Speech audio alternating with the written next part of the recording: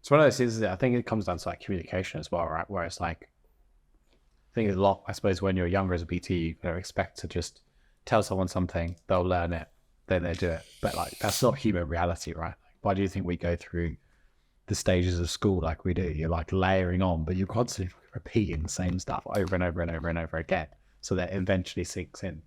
But no one actually checks whether you understand it, right? No, you're having to, it's managing your own expectations. And the thing that you were trying to teach somebody else, then asking yourself, well, how long did it take me to learn that? Did somebody that just tell it to me once and then I understood it straight away? Or was there a process of me taking in the information, then going back, trying to apply it, understanding it a little bit more, then having another conversation, then coming across another piece of content and another article, and then doing it a few times over? And am I now, even at this stage, still learning and understanding it a little bit better than I did previously? If I have to go through that entire process, why wouldn't somebody that I'm teaching not have a process that they have to go through to get the same understanding? But yeah, I probably would say, even I'm almost 20 years in coaching people, and did I spend this week getting frustrated with clients, like not remembering certain things, or like asking me a question that they've asked me 17 times before? Yeah, That right. I definitely did. All right. Jake, welcome to the podcast. Thank you for having me. So I've only got some general like basis of what you do. Like, I know you're a personal trainer. You've probably been doing it for roughly as long as I have. We're part of the same sort of mentorship group, Lift the Bar. And of late, I've definitely picked up on a lot of your content seems to be more around like the actual non-gym going person who's maybe going to the gym. And I've not quite seen anything like it before, because a lot of the content seems to focus on people who maybe have been going to the gym already quite a lot. And a lot of the content is around exercises that are quite advanced. No one ever seems to make content for how to do the most, I don't want to use the word basic, the most foundation things in the gym, that you sign up for your membership, you get no instruction on how to use any of the equipment. No one talks about what's going to happen when you get into the gym. You're kind of just expected to walk in there. Sometimes you don't even know where the changing room is. And you just got to hope for the best. And whether you end up having a good experience or not so good experience may then determine like whether you keep using it or not. So I've definitely seen a little bit more from you recently in terms of like actual content and resources for that type of individual. What's inspired that? I think it's not knowing how to do something and being expected how to do it without being told makes you feel really shit. And it makes you feel like an idiot. And I think over the years, I've been doing this, 11 years, I think now. So I work with beginners, absolutely right, and always have done really. The types of commercial gyms I've worked at, it's always people that don't know what they're doing. They don't really want to be in there. They're scared. And they say, now we will see online stuff. You get everything catered for if you've bypassed that first step. So it's like, I don't know. I personally don't like not knowing how to do things. I get frustrated when people expect you to know these things without having been told. And maybe people patronize you for that. It's like, don't patronize me. If I've never been told how to do something, how should I know? So it's a case for me, I think the thing that I want to do is, can I take you who knows absolutely nothing how to do this? Can I show you the foundation, the basics? I don't think basics are a bad word, really, because if you look at the advanced people, whilst they might want to dick swing these advanced things that look really cool on the gram, they'll still bang on about how simple works best, but they're not explaining the simple. They don't show the simple. They don't talk about the simple because it doesn't look impressive to peers, I guess, in our world. So yeah, if I could take someone from that front door that they're too scared to walk through, handhold them, and make it seem okay, that's all I want to do. It is to make someone feel comfortable in a situation where they don't. Make it seem less scary than it is, because going, deep down, I know how good going to the gym is for everyone. There's not really many people in the world I could argue against going to the gym for. I agree. I think there's always been a barrier to entry. As a trainer, like outside of the gym setting, in you go spend time with your family or social gatherings and all this other kind of stuff. I don't know about you, but sometimes I do feel like I'm met with a level of defensive-ness. Like, even if you've not started the conversation, even if you're not really like, as soon as somebody finds out you're a personal trainer, there's this sort of like, oh, well, I'm not really into any of that stuff anyway. And there's this sort of like, don't even try and talk to me about it. And likely it's because they have had a bad experience. And because, yeah, like you said, nobody likes to be made to feel patronized. So there's this immediate, like, before you even try any of that crap with me, I'm just going to let you know. Like, don't even, I don't care anyway. But people do care. And they do want to be fitter, and they do want to, exercise, and they do understand that it helps them and benefits them.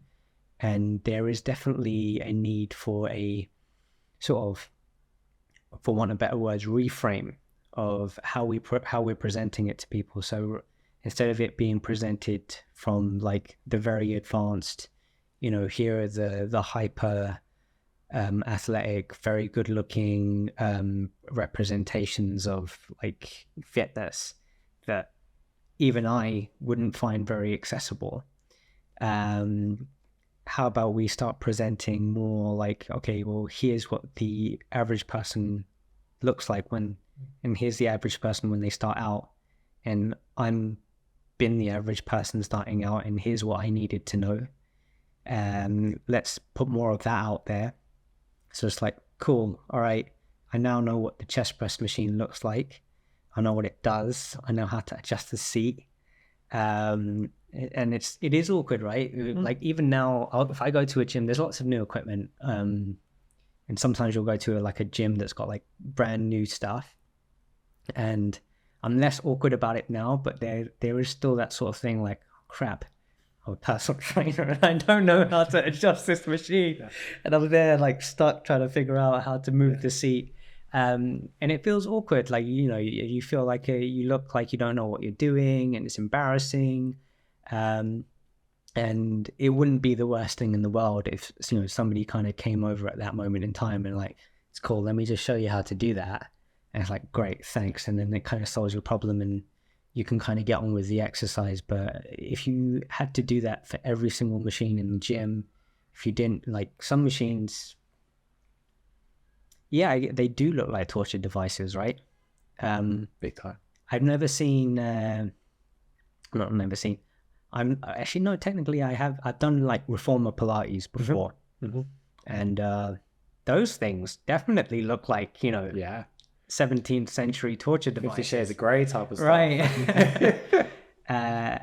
But, I think people that, like, that side of the industry does a really good job of making reformer Pilates very accessible. What things do you kind of like take into consideration when you're making these videos?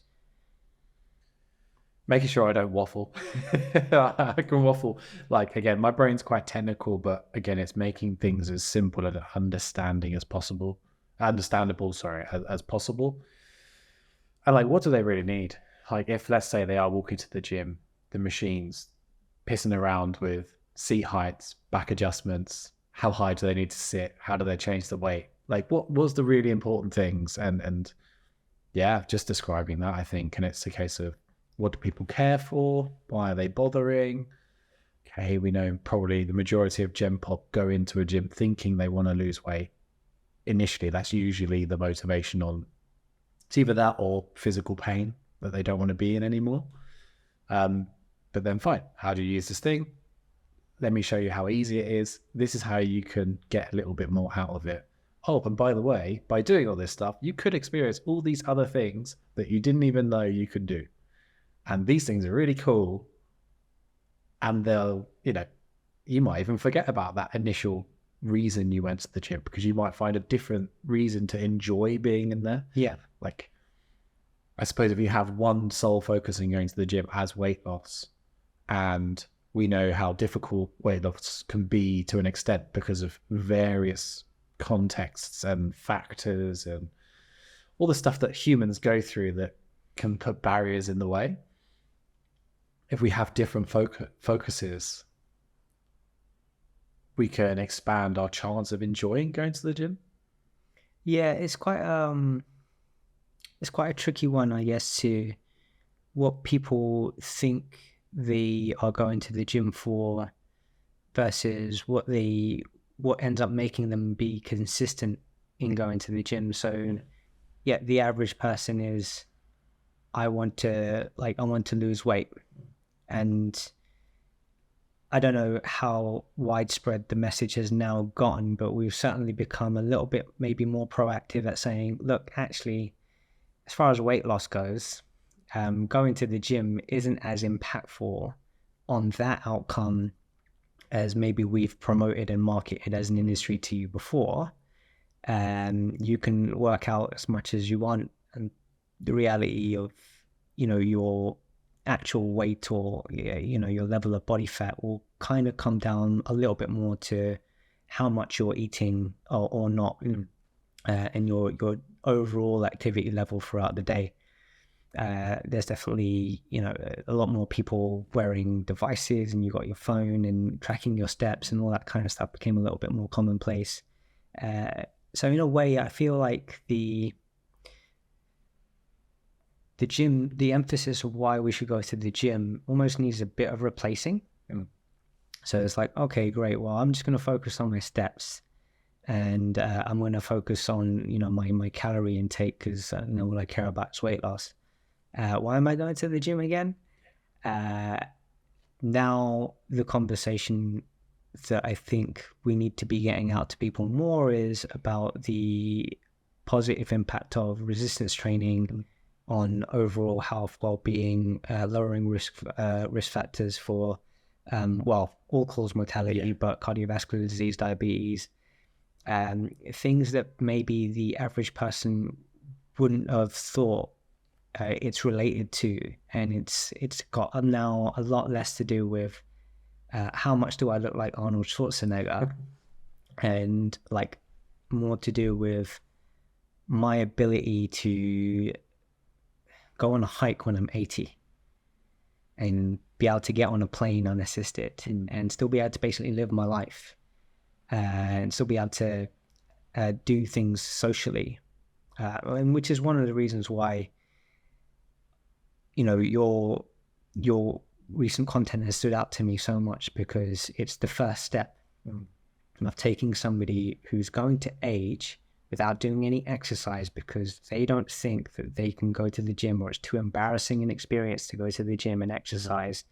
And then by the time they're 50, 60, they're already going to be settling into this mindset that I'm past it, I can't do stuff, and their body's going to start to fail them. But then if we now at this stage can make it a lot more accessible to them, and they start going and like, cool, well, all of that stuff is not even in my head. The only thing that's in my head is like, I can sit here and do this exercise. Yeah. And someone's, made me feel okay about that. Yeah. And I'll start to notice, like, actually, my body hurts a lot less. That's it. If we had to ask people what the hardest part of any journey is, the first step. People don't like, because it's change, isn't it? So people find it difficult to start making change. So where do people need the most guidance? It's not the advanced side. They need less guidance there. They're doing the thing. They need to start doing the thing that's different to their normal routine.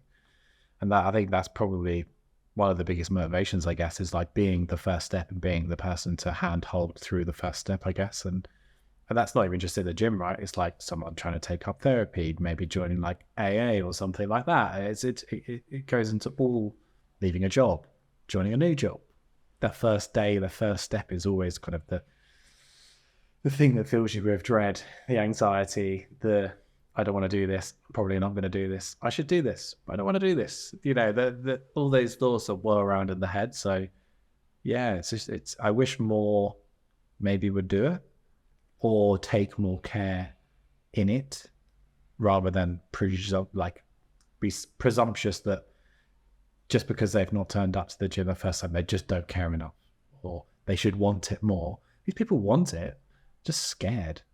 So yeah, the access isn't so obvious straight away. Were you always like this as a trainer, or was there like a pivoting point in your career where you realized that this might be more important in terms of what you're doing for people?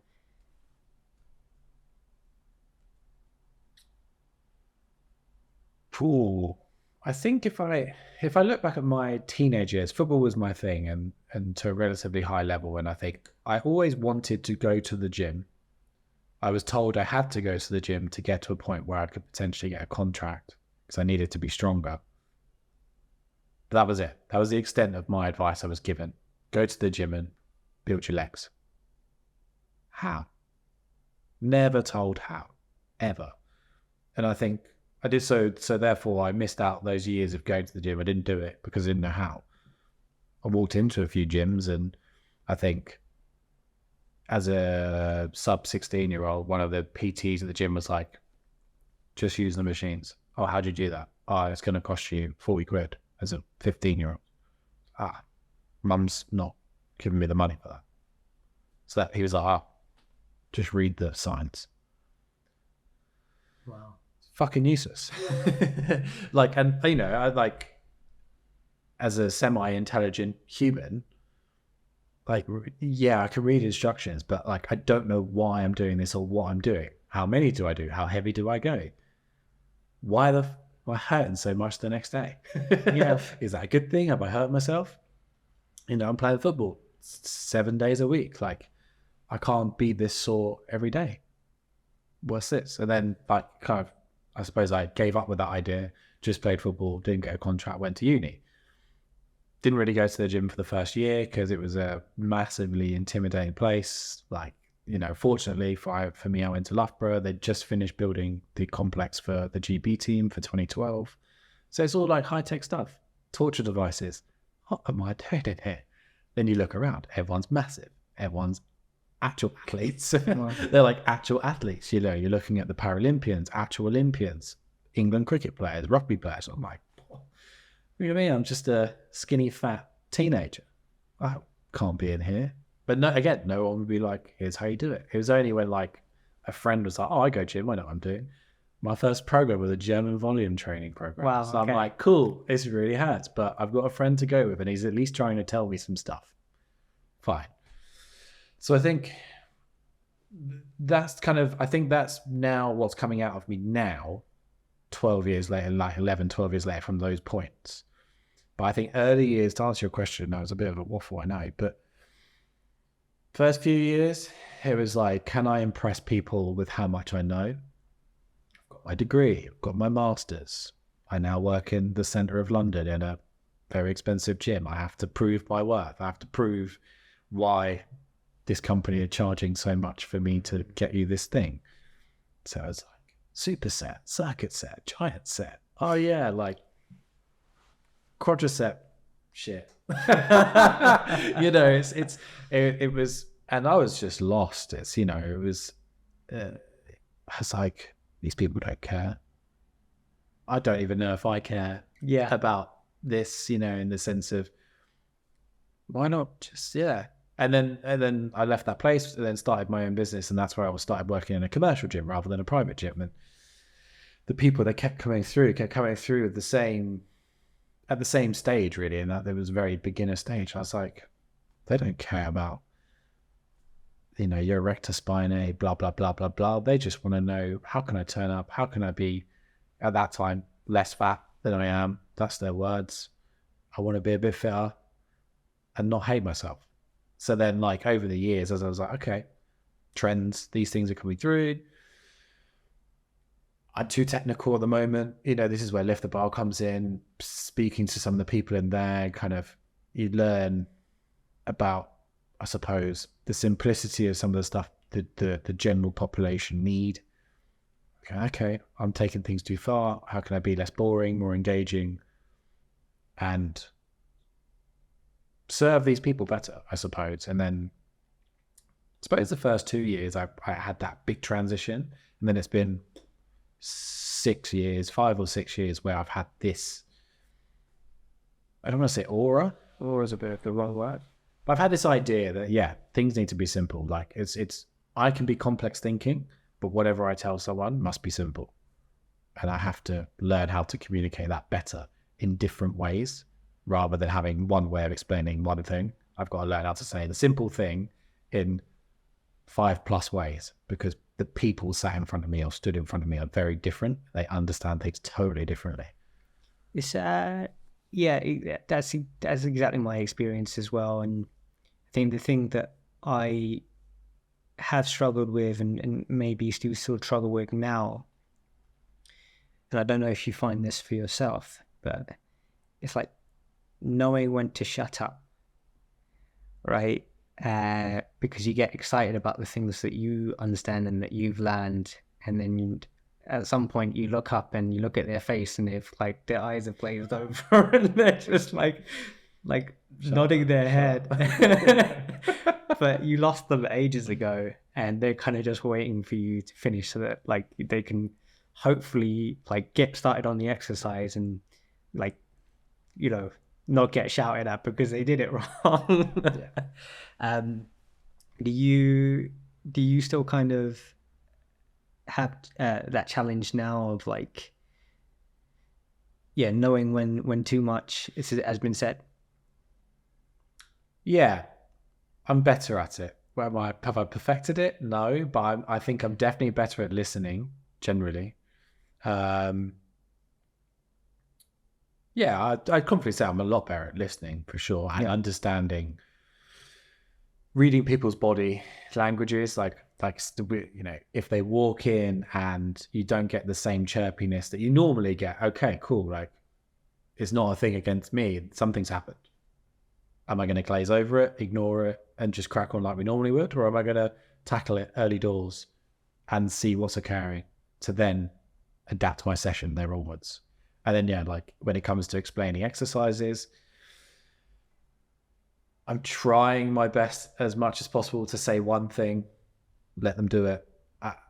I can be pretty quiet while someone's doing an exercise now, where I think definitely back a few years ago, I'd be like, let's take a squat, for example. Hips back, knees bend, not too far forward. No, sit up more, a bit more, whilst they're still doing it. And they're going, what am I doing? Like, this is confusing. Whereas now, like, okay, one cue, one action, let them do it. Is it better than when they would do it? Cool. I don't need to slate it. All right, let them go through that session. They've made one improvement. They've taken one step forwards. Depending on the person, I guess, if there's someone that has capacity to work on maybe 1 or 2 things a session, cool, we will. If that one thing needs to be worked on for a month, let me just drill that into them. Okay, it's not a perfect squat yet. Who cares? It's better than it was. And they're doing the exercise. They've turned up, they've done another session, they've ticked another box. Cool. That's the habit we're trying to get these people in. I think yet is probably the key word, because it is that thing of, again, how long did it take you to get good at exercise? And, you know, I'll put you on the spot here a little bit because I kind of know some pre-information. You know, are there any exercises right now that you struggle with? Yeah, we like squatting. Right? we spoke about pre this. Like, you know, it's, and to your point, in terms of like it can take it even further than the squats. It's like most of my training. Have I ever known how to push as hard as I can push now? No.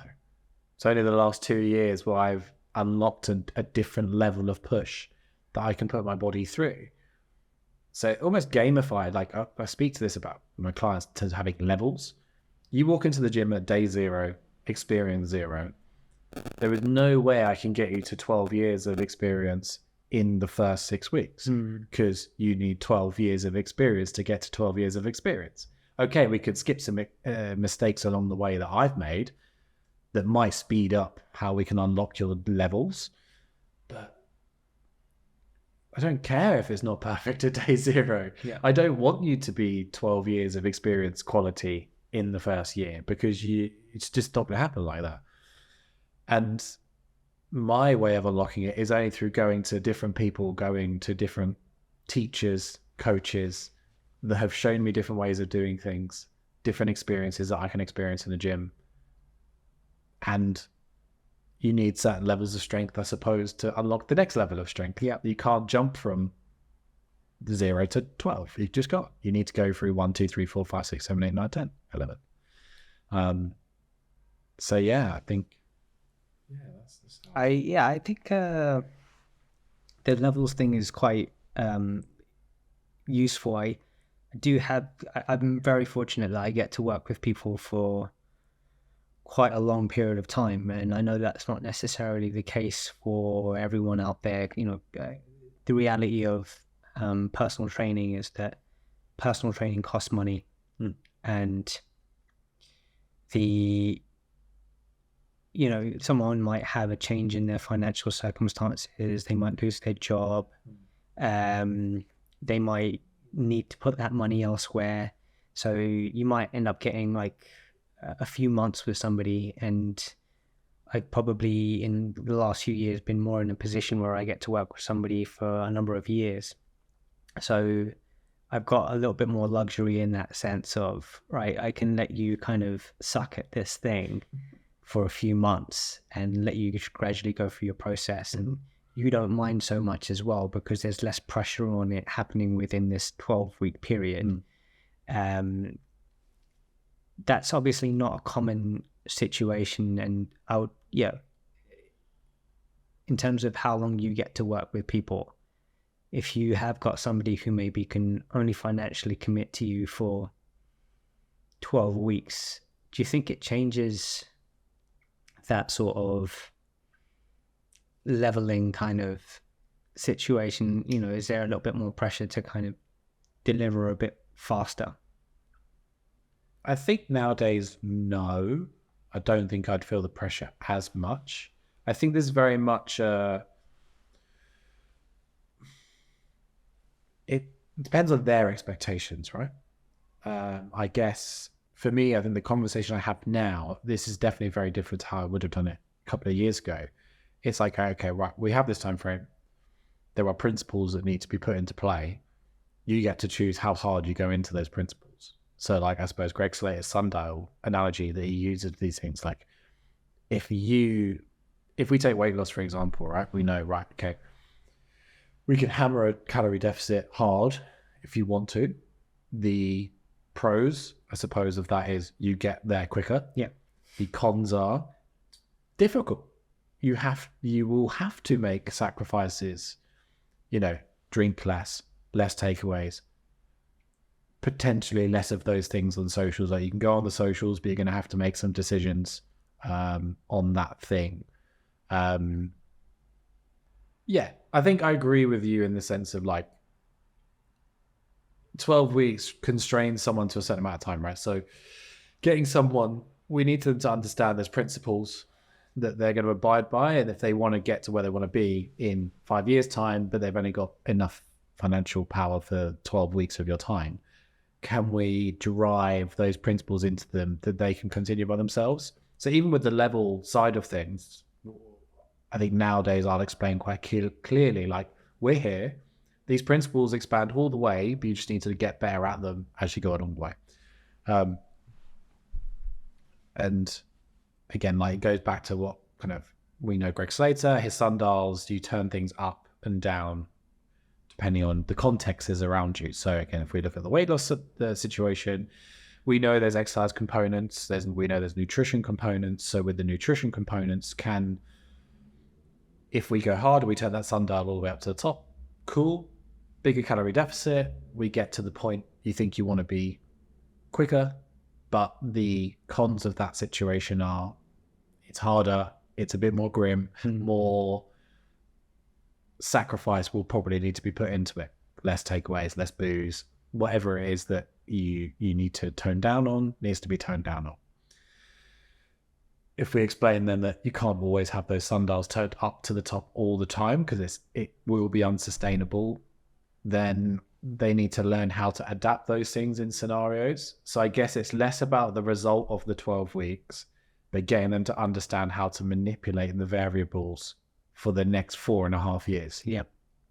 I think that's where my focus goes. And I'll be quite clear with that. I'm going, I'd rather focus on that and not have you where you want to be so you can do it by yourself rather than get you there and not get...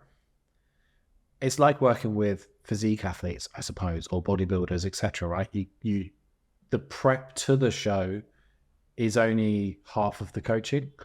The recovery from a show is so important. And if people leave you post-show without a clue of how to do post-show, it's not ideal. And you'd have seen that because of your background in bodybuilding. To be fair, it's very common.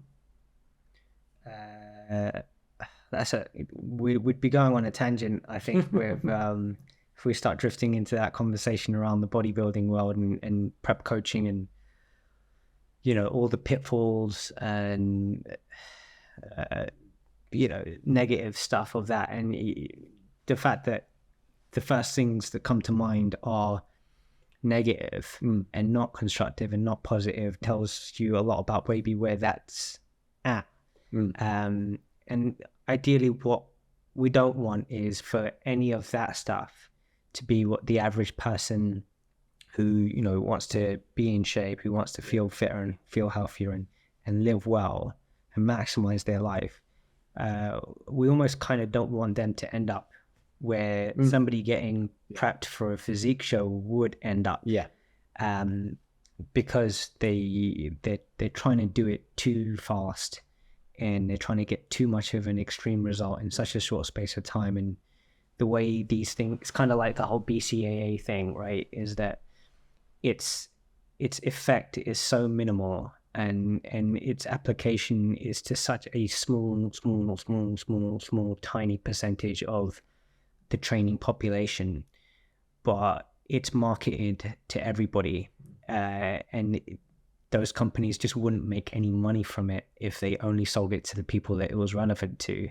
And it's kind of the same with, there's only so many people doing bodybuilding competitions, but if you're a physique coach and you want to like expand your business, you're going to be marketing it to these body transformations to as many people as possible, and then you're running them through this sort of a filter of here we're going to stick you on a calorie deficit which is going to be pretty intense. We're telling you that you basically can't do all these things for the next X amount of time. You're supposed to check in every single week, and I'm going to basically make you feel bad for not doing that when you don't do that. I'm going to put the blame on you when things aren't quite going to plan. I've basically set up this system that only works for X amount of people, and everyone that it fails, it's their fault. And that's not true. The problem was that I like to use the analogy of the square peg and the round hole. And a lot of the time in the physique world, we're trying to fit square pegs through round holes. And if I find a round hole and a round peg, I always encourage them to go and do bodybuilding shows because I'm like, great, you're going to get great outcomes there. Everybody else, I'm like, why do you want to do that? And let's have a different conversation as to what makes you think that you need to do that. What insecurities do you feel at this point in time? And what would it really take for you to feel better about all of that? And a lot of the time, first time somebody does a heavy deadlift, they're like, do you know what? I'm actually pretty strong, and I didn't think I was. Suddenly you start caring a lot more about how heavy your deadlift is, or even just feeling comfortable, I guess, in going to a gym and being like, I don't feel out of place here. Yeah. I think it was interesting about the story that you told earlier when I asked you about, were you always like this or did it pivot for you? And admittedly, I can't relate to that. I was always arrogant enough to think I could do whatever it is. I don't need to listen to anybody. I already know. And so I never felt out of place in the gym. It's almost like immediately I felt like I was at home. Yeah. And it's probably one of the reasons why it took me a long time to develop that empathy and to start caring about the beginner's journey, which I do now, almost 2 decades later. Yeah. But to come across somebody like you who's kind of cared about it from day one because it's been your journey, and it really shows in the work that I'm seeing you do, because it does feel very authentic and it does feel very genuine, and like it's even the creative nature of it. I don't think you'd be able to produce that, the useful content that you're producing if it didn't actually come from a place of your own personal experience. Because I certainly, if I had to sit down and show somebody how to use a machine now, I could do it, but it would be so lackluster. Like the enthusiasm isn't there. It's one of the reasons I like, okay, well, I don't want to deal with every situation. I want to find people that deal with situations. Yeah. And then direct you towards them. So, because they're already doing a great job at dealing with those situations, and it's sort of like, just like recognizing you don't have to do every job by yourself. Which kind of leads me on to another thing that you do, which is you work with personal trainers. I do. And you also, in that situation, work with a lot of beginner personal trainers. Yeah, try to. I remember being a beginner personal trainer. Now that I'm sitting here saying this, I'm like, wait, don't I still try and do everything by myself? But yeah, like, what's your experience there with people starting out and feeling like they need to know everything and be able to do everything before they actually feel like they can do anything? I think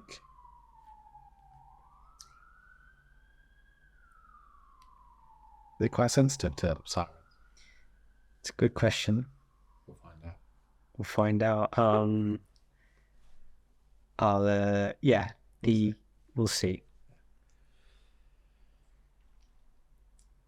It's funny being a beginner personal trainer, because I think we're in this industry that we're always looking up at someone. I think the reason we probably get into it is because we see someone else doing it more often than not, right? So I don't know. There probably are other industries like it, but I don't really know it. But like my mates that went to school, they don't look up into JP Morgan and go, oh, there's this banker that I just really want to do that. That looks really cool. It's here's the knowledge I'm good at. Here's a job I can do with that knowledge. Go through the system. PT, I don't know. I fell into PT, failed footballer, but I like making things or people better First, it was myself trying to go pro. Then it was like, oh, maybe I can make other people better. Didn't like the professional sports side of things. Realized you could work with normal people. Great. In my early stages, I felt like I needed to know everything because, again, it's the whole, I need to showcase I'm an expert. I need to showcase I have knowledge. I have to showcase I know more than this person stood in front of me who's paying me money for this thing. So I guess like beginners, personal trainers that I now kind of work with, and I suppose they even traipse into intermediate level, like those that have been doing it 2, 3, 4, 5 years. Because there's that desire of like, again, we look up at the people we think we aspire to be like, and they appear more knowledgeable, they appear superior for whatever reasons, but actually it's probably just they're more experienced. They know how to say the right things in certain situations. Marketing, right? We spoke about a few times before, and marketing's funny, right? Snapshots on Instagram, blah, blah, blah.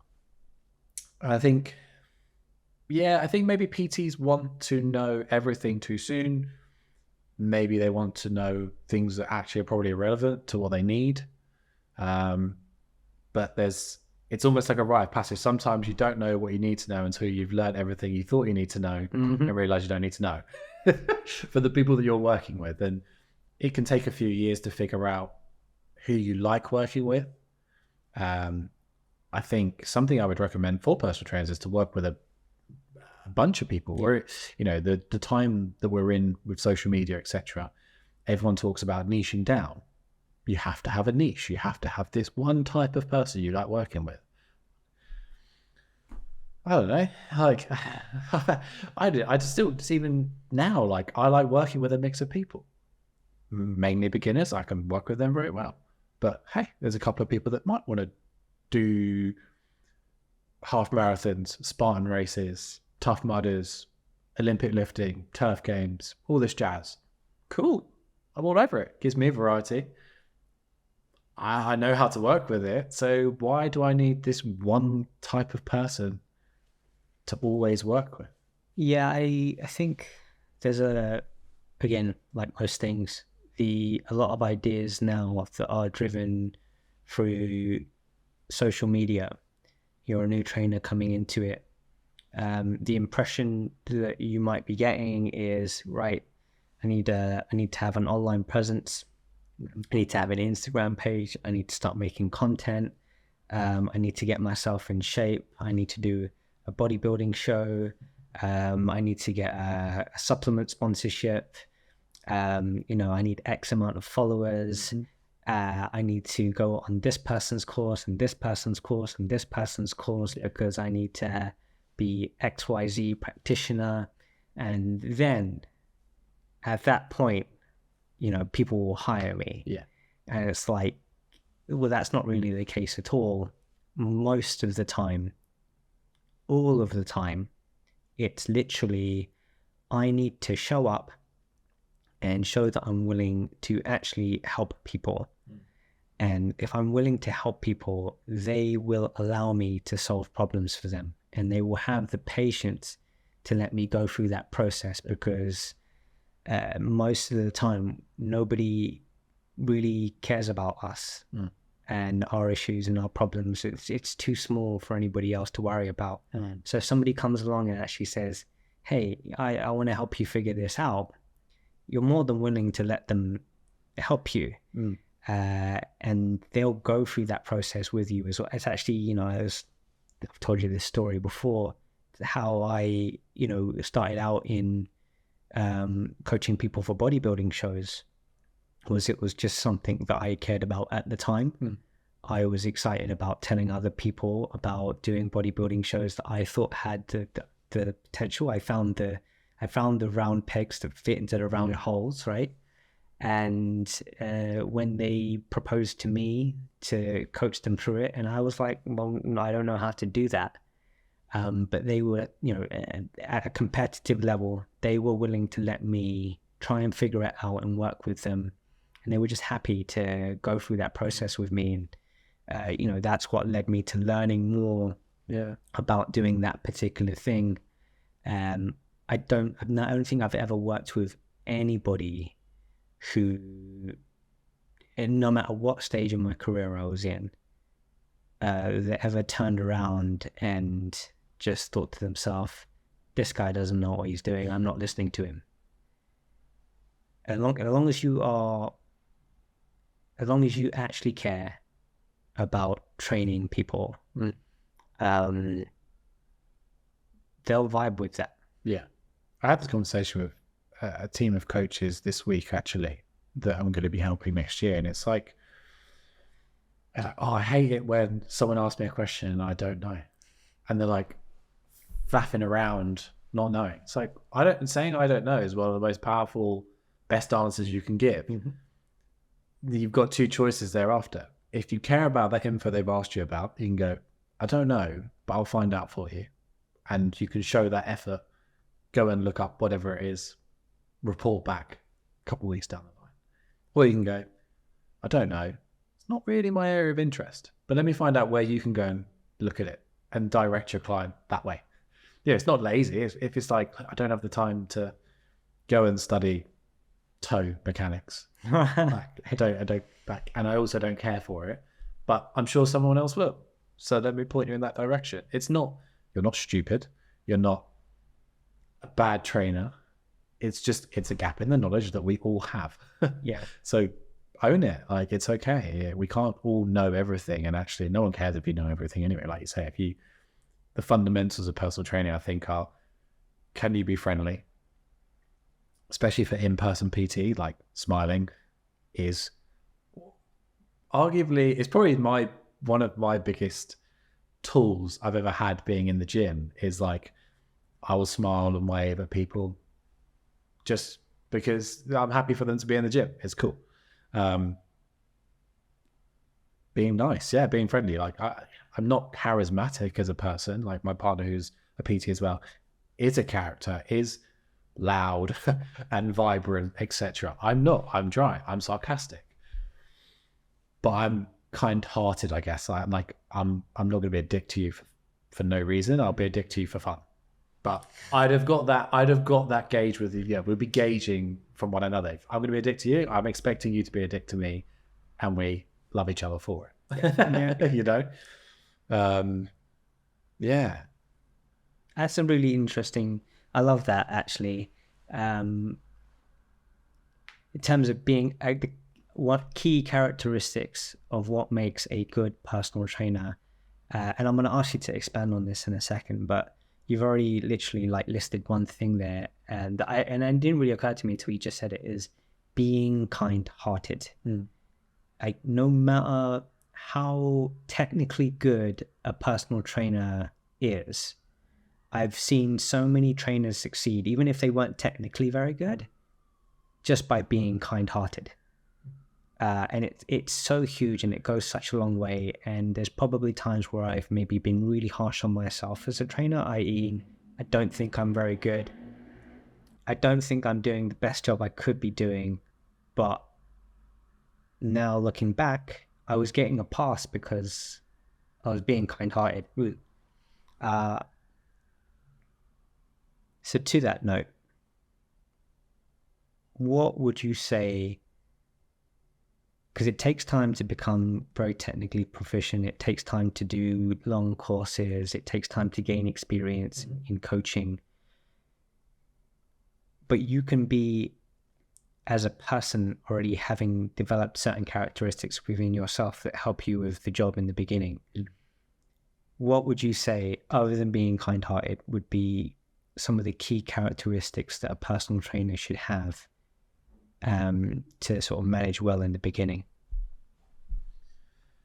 Being kind-natured, a given. Have time for other people. Like, I suppose it's a function of being kind-hearted, but like also be interested. I think it's a business where we work with people directly.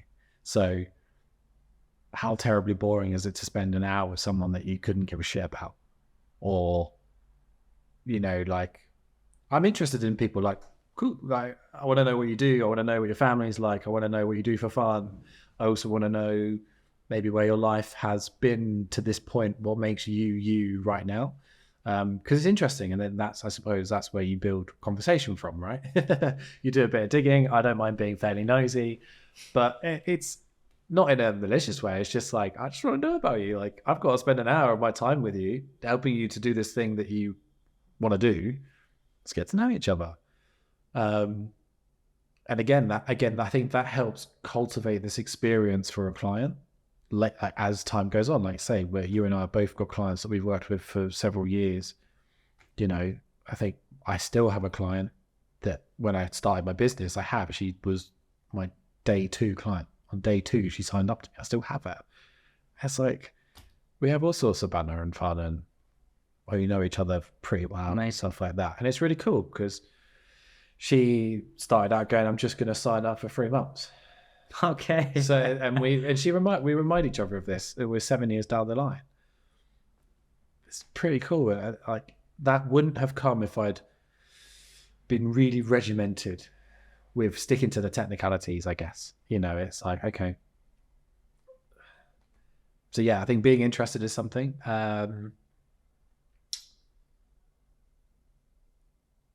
I look at the gym like an adult playground. That's how I now describe it to people. When people go, like, you know, because it's, as a personal trainer, more often than not, you go, what else do you do for work? Right. No, this is my full-time job. I do this. This is my job. And they're like, oh yeah, like, do you enjoy it? I'm like, yeah, I fucking love it. Like, I'm in a playground for adults. They just don't know it yet. And if, again, just being relaxed about it, like, take it seriously. Yes. People are paying for a service. Yes. And this is definitely where I've got better over the last 7 years. It can be serious but fun. Those two things can exist in sync. So I think, yeah, having that relaxed nature around it will be good. And then, so we've got kind-hearted, being interested in people, having a relaxed nature. Anything else you would add to that?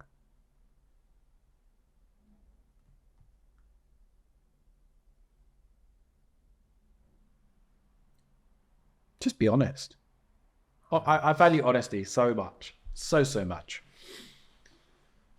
Again, I suppose in the nigh on $1 trillion business that we're in, we talk about BCAAs earlier, and you look at the supplement world, there are so many false claims being made by studies that are funded by the people selling the product. Right.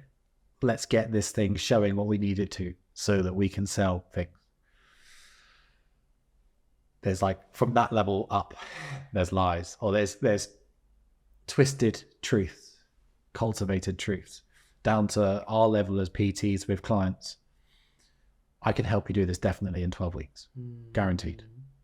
Can you? Can you guarantee that? Okay. What happens if it doesn't happen in 12 weeks? You've broken a promise. There's a lie somewhere. There's a limited truth maybe in there. And it's like, okay, well, if I don't tell the truth to my client at the beginning, and they're telling me they're doing everything they ever could, and they're not getting the result that they should, how can I expect them to be honest with me if I'm not being honest with them? Honesty doesn't mean confrontation. It might do, maybe, at some point, but also let's have an argument and come to an agreement and then move forwards.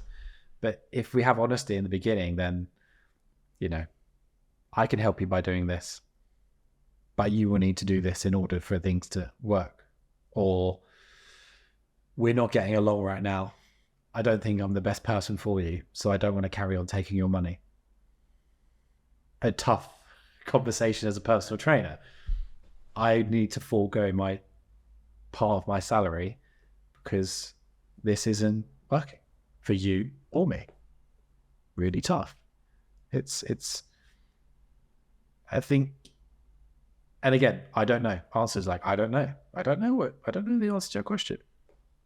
I love that you said that. It wasn't even what I was thinking about, and now that you say it, it's reflecting on.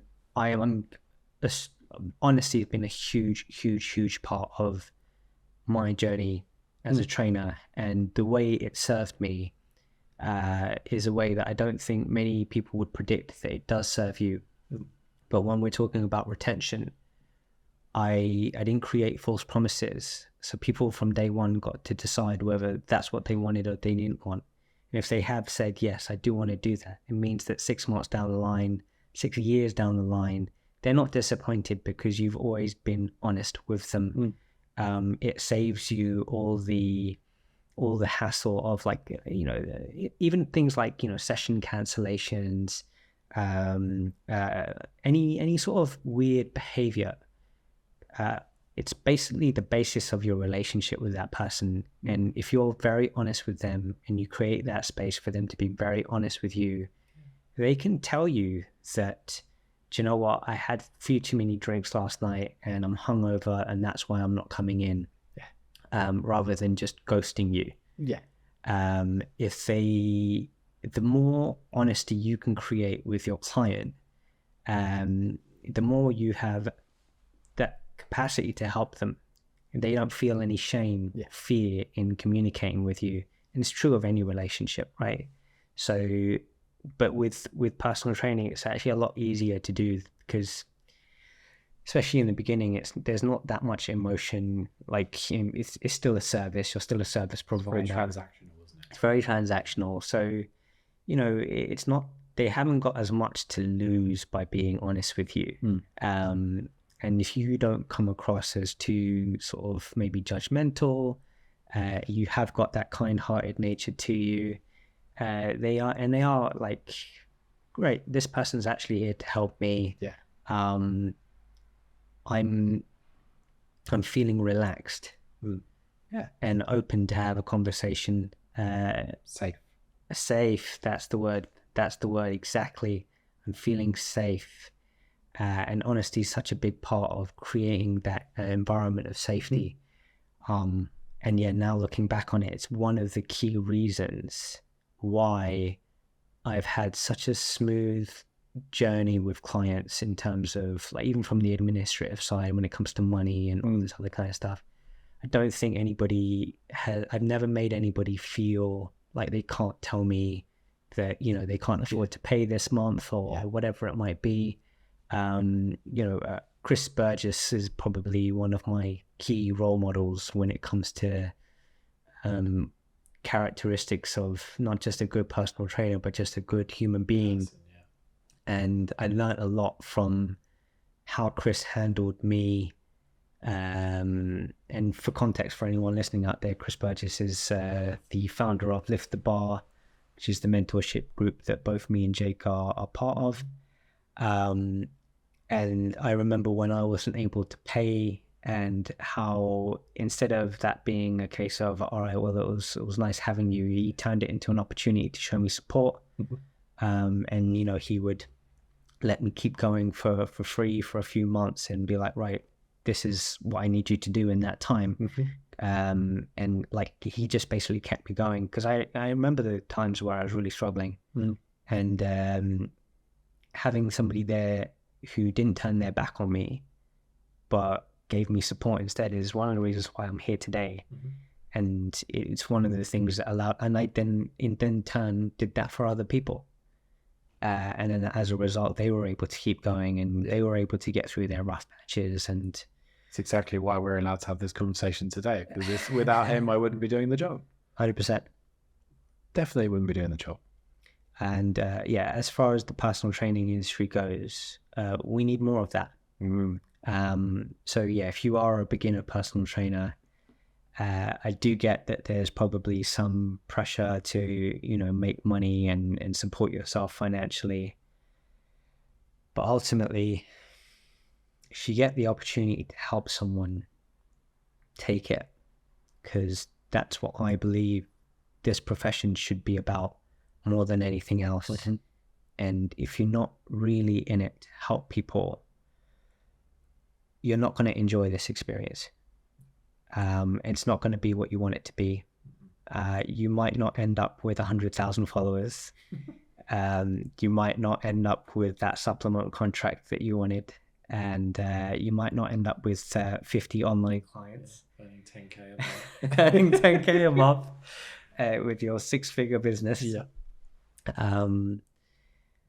What you might end up with is a lot of really cool memories, a lot of really great relationships, and a lot of fulfillment, and constant challenge and growth as a human being. And that's been, I don't know about everybody, but that's my sort of personal experience of doing this for the last 2 decades, and all the people that I know that have done it really well. That's kind of what I saw of them as well. Yeah. Definitely. I think sticking it out, like going back to one of your original questions, like what we're seeing with the beginners now is like where there is that pressure of sponsorships, 10K a month, earn this, have X amount of clients. PTs believe or seem to think they need to have all of that now, straight away, as soon as possible. And I think we know the average is somewhere like average PT lifespan is 12 to 18 months, because then they quit by then because they haven't got these things. But what we also know is like average earnings for a PT is 24, 25 grand or so. But that's because if so many people are quitting after such a short time frame, look at any other job.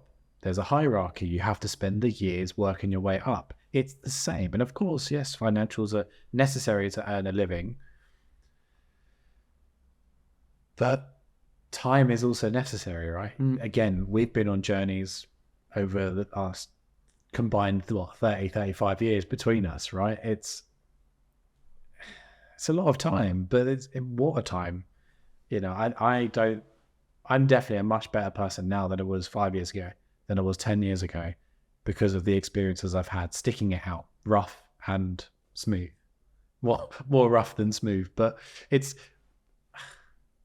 keeping positive, keeping going, having nice support systems around you, good people around you that help you in times. I think it's really cool, but I think I wish more would have a longer term vision of this.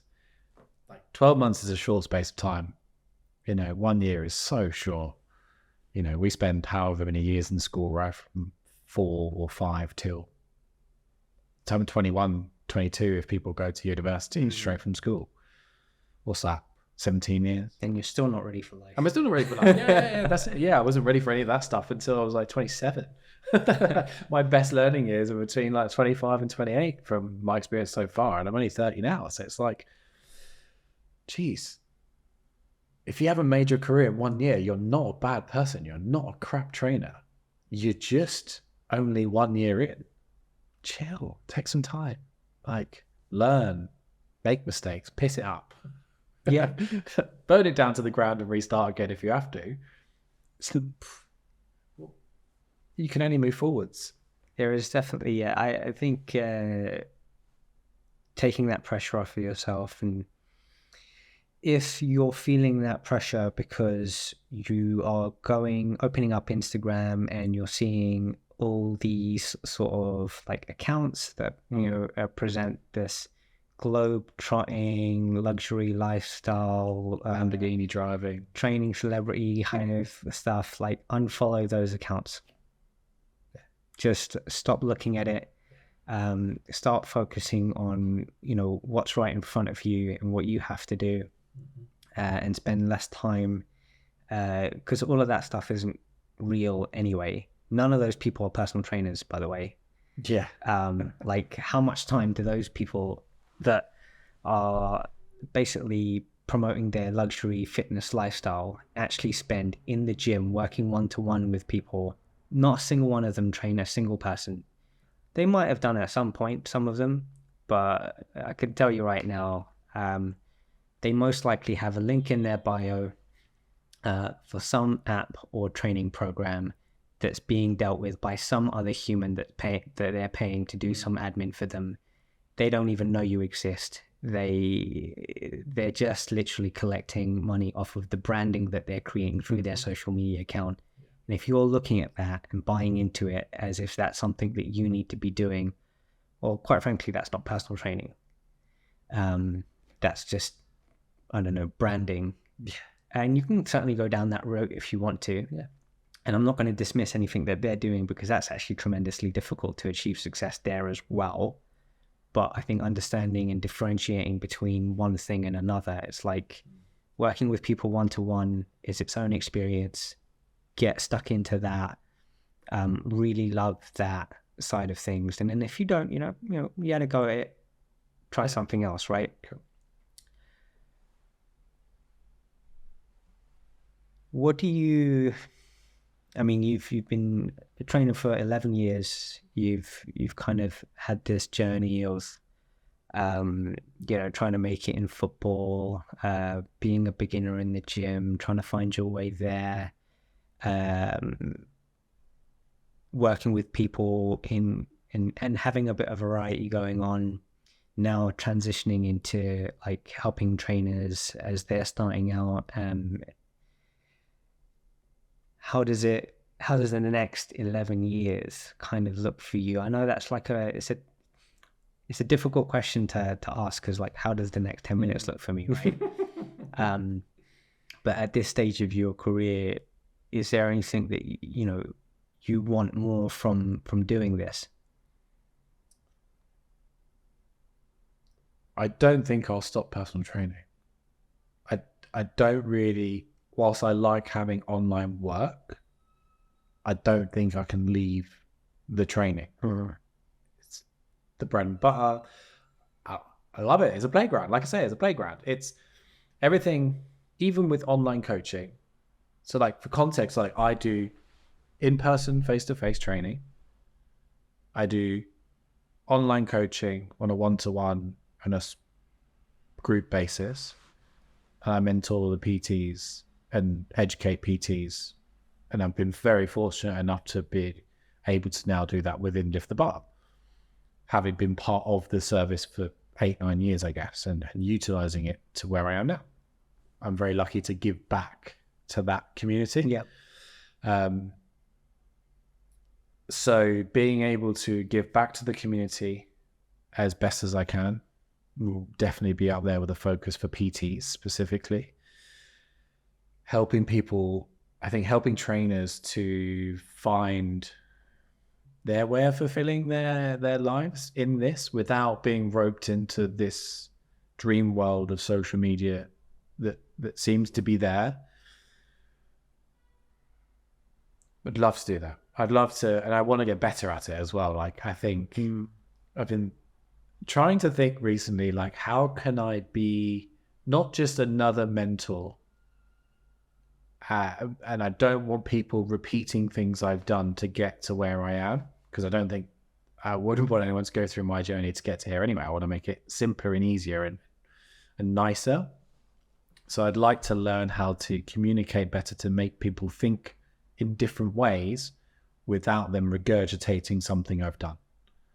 Because I think if I look at the people that I've worked with and learnt from, whilst they've taught me things, they've helped me view things differently. And that's where I then build my experiences from. Like my own experience. Yeah. Like my experience will be completely different to your experience. And there's probably no way we could ever marry them up. We could have similarities, but we can't marry them up. So I would love to be able to do that. I'd love to just help more trainers in that respect. I'll continue to help the beginners and again, find better ways of giving normal people access to the gym for free. That's what social media, that's what I utilize my social media for. Low cost for those that can't afford to physically see me in the gym. Because again, I appreciate now with 11 years experience, the education I have, the ability to do what I can do currently. Not the cheapest person in the world, but that's fine. I'm okay with that. But that's why I'm putting more emphasis on the free stuff. I don't want money to be a barrier for everyone. Yeah. So here's some free stuff. And I'm going to make it pretty useful, hopefully, and tangible and and they can actually use it rather than skirting around it. I think a lot of people don't want to give stuff for free. They skirt around the point. No. This is literally how you adjust the seat. This is literally how you change a weight. You can do that by yourself. Cool. There you go.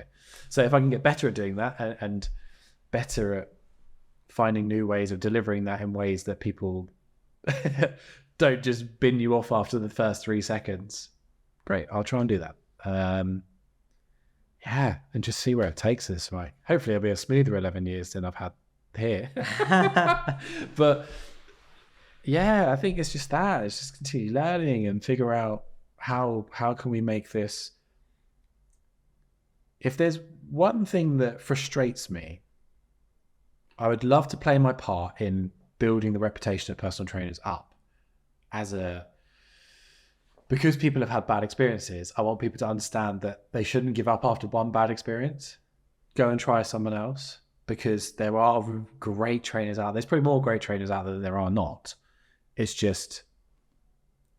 the ones that are not that are the loudest. Because that's the world we're in. If you scream the loudest or the most confident, then they get believed, people get burnt, they leave the gym. Life is about trial and error, I suppose. We are going to make mistakes. We've all made mistakes. We're going to do things that we would probably change. But should that stop you trying again? No. Go on. I'd love to help. And I don't know. Yeah, I think that's it. I think I'd just like to make it a more positive experience for people. How that looks, I don't know. Okay. Well, I'll tell you this much. You are definitely one of the nicest guys I have met in the fitness industry. Again, not a lot of people I come across take the time and consideration for people just starting out that I feel have been overlooked and actually are the most important people that we as an industry need to be looking after and servicing. So I very much appreciate you for being out there. It's one of the reasons I wanted you to come down today and talk more and just for people to get to know you a little bit better, and